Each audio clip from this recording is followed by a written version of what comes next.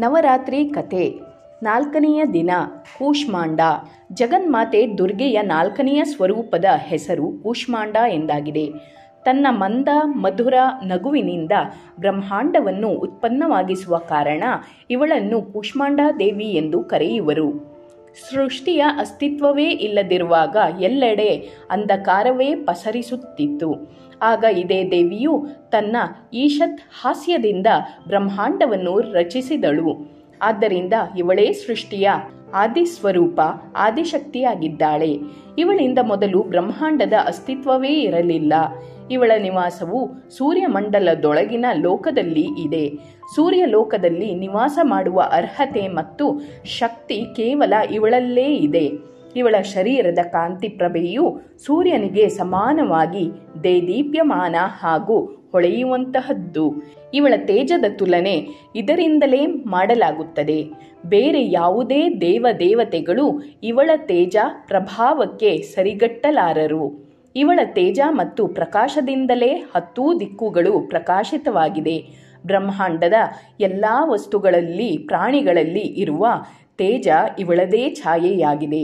ಇವಳಿಗೆ 8 ಭುಜಗಳಿದ್ದು ಅಷ್ಟಭುಜಾದೇವಿ ಎಂದು ಖ್ಯಾತಳಾಗಿದ್ದಾಳೆ. ಇವಳ 7 ಕೈಗಳಲ್ಲಿ ಕ್ರಮಶಃ ಕಮಂಡಲು, ಧನುಷ, ಬಾಣ, ಕಮಲ, ಅಮೃತ ತುಂಬಿದ ಕಲಶ, ಚಕ್ರ ಮತ್ತು ಗದೆ ಇವೆ. ಇವಳ ವಾಹನ ಸಿಂಹವಾಗಿದೆ. ಸಂಸ್ಕೃತದಲ್ಲಿ ಕುಂಬಳಕಾಯಿಯನ್ನು ಕೂಷ್ಮಾಂಡವೆಂದು ಹೇಳುತ್ತಾರೆ. ಬಲಿಗಳಲ್ಲಿ ಕುಂಬಳಕಾಯಿಯ ಬಲಿಯು ಇವಳಿಗೆ ಸರ್ವಾಧಿಕ ಪ್ರಿಯವಾಗಿದೆ.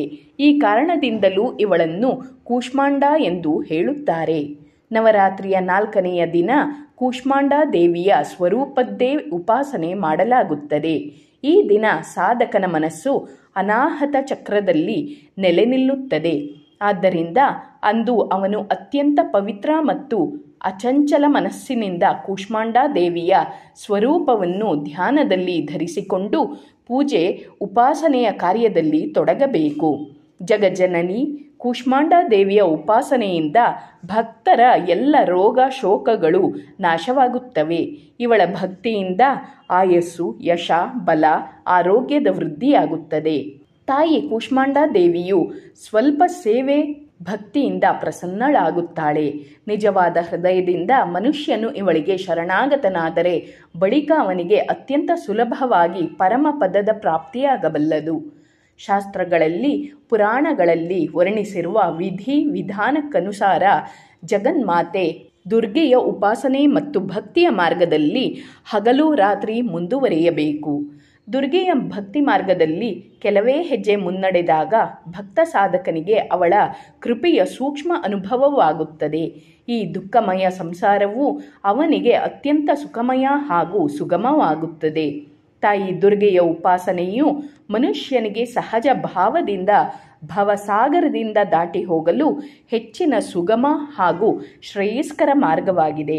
ಕೂಷ್ಮಾಂಡ ದೇವಿಯ ಉಪಾಸನೆಯು ಮನುಷ್ಯನಿಗೆ ಆದಿವ್ಯಾಧಿಗಳಿಂದ ಪೂರ್ಣವಾಗಿ ಮುಕ್ತಗೊಳಿಸಿ ಅವನಿಗೆ ಸುಖ, ಸಮೃದ್ಧಿ ಮತ್ತು ಉನ್ನತಿಯ ಕಡೆಗೆ ಕೊಂಡು ಹೋಗುತ್ತದೆ.